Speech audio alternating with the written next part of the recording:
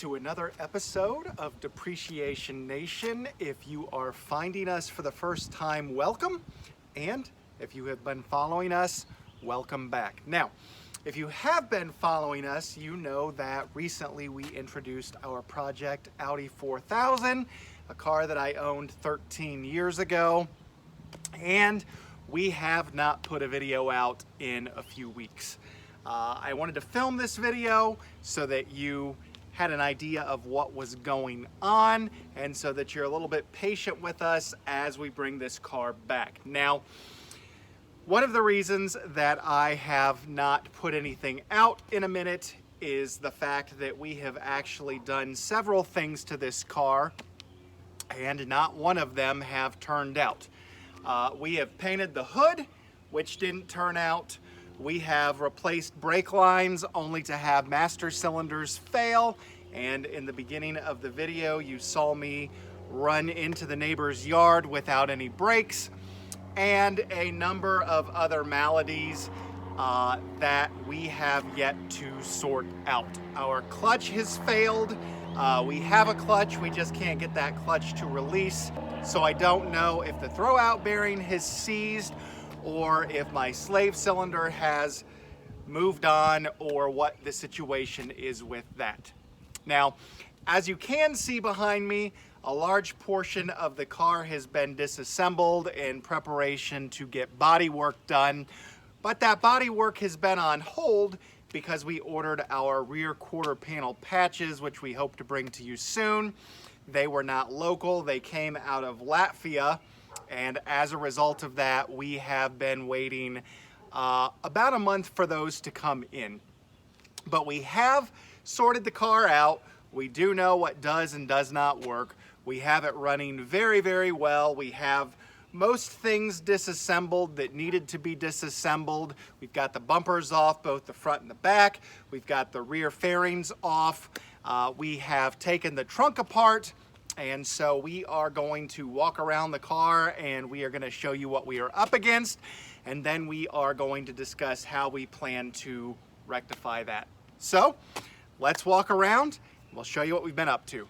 So here we are at the front of the car, and when we introduced this car, large patches of paint were missing off the hood. We used a GM Duplicolor product because that was really close to the Mars Rock color that this car initially was.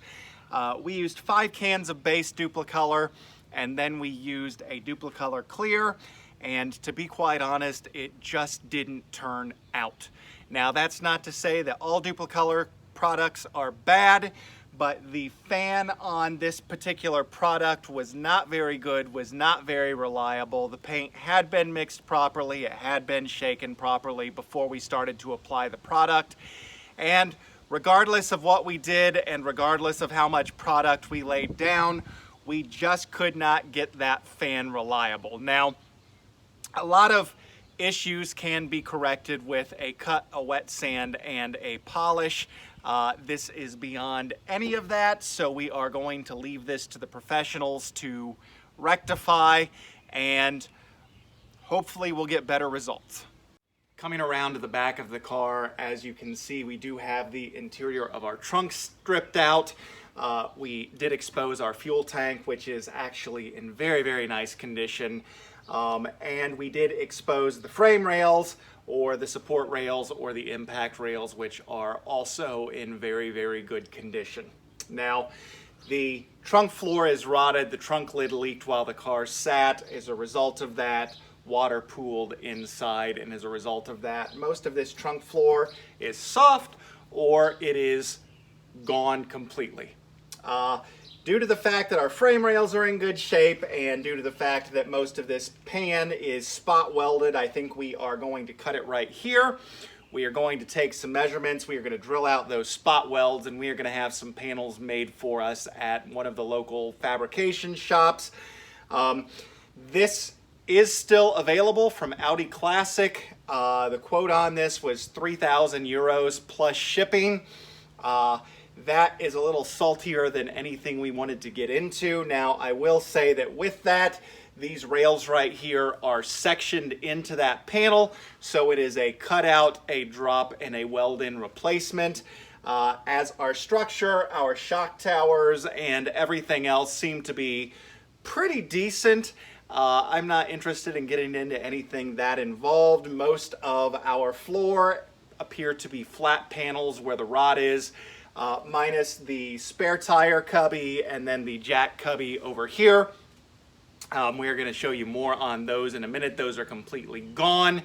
I believe what we are going to do is we are going to create a modular piece with a few separate panels to simulate what's already here. Of course, in new metal, we will rust proof it and undercoat it appropriately in much more modern products, but that is the plan for our trunk. Now, I did want to show you exactly how far gone this trunk is. I don't know if you can see it or not because the sun is shining brightly, but we have a nice size hole right here. And then if we come over here, most of the passenger side, as you can see, is completely see-through. Our bottom pan is almost completely gone. We have perforations in the metal right here, and then we have more perforations right here. Now, we couldn't see most of those because the trunk was assembled and because the bumpers were on the car, but as we pulled the bumpers off, that exposed a great deal of what we were dealing with. Again, our shock towers are both in excellent condition with no corrosion whatsoever. Most of what appears to be here is primarily cosmetic, so we will deal with that accordingly. Now, coming around to the passenger rear portion of the car, this is where the extent, the majority of our rot is. This is pretty soft material right here. Now, as I mentioned in the beginning of the video, we did order some rear quarter panel patches from Latvia. Those have finally made it to the United States. They were in New York City as of yesterday, headed to Ohio. We are currently waiting for those to get here so we can see exactly what those are going to address, at least size-wise, and then what we are going to have to piece in. Now, this is where the rear bumper side mount goes. As you can see, most of this is rotted out, and as you can see, most of this is embossed to kind of fit it to the car or sunken in, probably 1/8 of an inch. We are going to pull these out. We are going to match these retainers as close as what we are able to, and then we will figure out how we are going to replicate that. I imagine that our rear quarter panel patches are probably going to come to about right here, and then we are going to figure out how we are going to piece the rest of this in. We are probably going to section it off right here or just below this body line right here, and then we are going to butt weld new metal in. We are going to get as much of this rod out of here as we can, media blast it with probably some crushed walnut shell, and see what we are really dealing with. We are going to put it back together with obviously much newer materials and perhaps much improved product that will hopefully keep this car from getting like this again for some time. Now, as mentioned, parts have been hard to come by. If we can find them, it takes them a while to get here, and if we can't find them, we have to come up with a solution, be it available through Volkswagen, Audi, or another manufacturer entirely to address some of these issues. Now, I mentioned the clutch was seized earlier. I don't quite have a solution for that yet. We're still working on a solution for that because we haven't properly diagnosed it. As previously mentioned, floor pans are still very solid. The rocker panels do need a little bit of attention, and by a little, I mean a little, not a lot.